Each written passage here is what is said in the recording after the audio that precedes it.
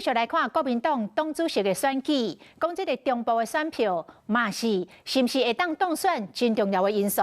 前立委郑丽文讲，伊有去拜会到台中的前立委颜清标，另外郝龙斌则甲台中市的市长罗秀燕来合体，今仔日佫甲台中市的前市长吴志强来合体，吴志强讲会甲支持。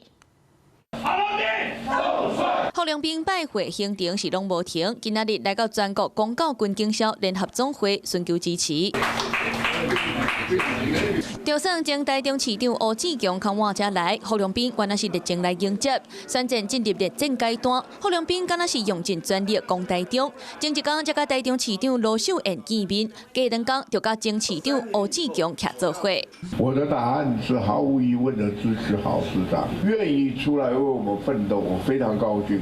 地方的派系嘛袂使放，属于安排立院副院长江启臣的丈人，前立委刘成良嘛到场。 他假如能够当选中国国民党主席的话，我相信他未来对国民党的带领一定是非常的光荣。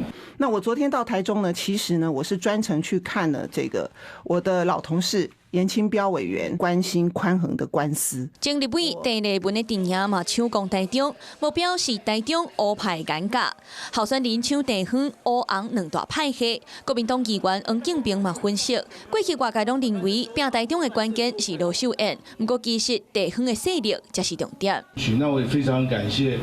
我们刘胜良总会长来支持我。其实国民党内部现在没有什么派系的问题，大家都是中华民国派。东区大战的战火是继续咧烧，立委罗志强一透早甲台中的立委徛做伙，下晡嘛要到台中办讲座，嘛互中部争做党主席的必经之地。Hello， 我是林仙怡，想要抢先掌握最及时的新闻资讯吗？赶快订阅、按赞、开启小铃铛，锁定华视新闻 YouTube 频道。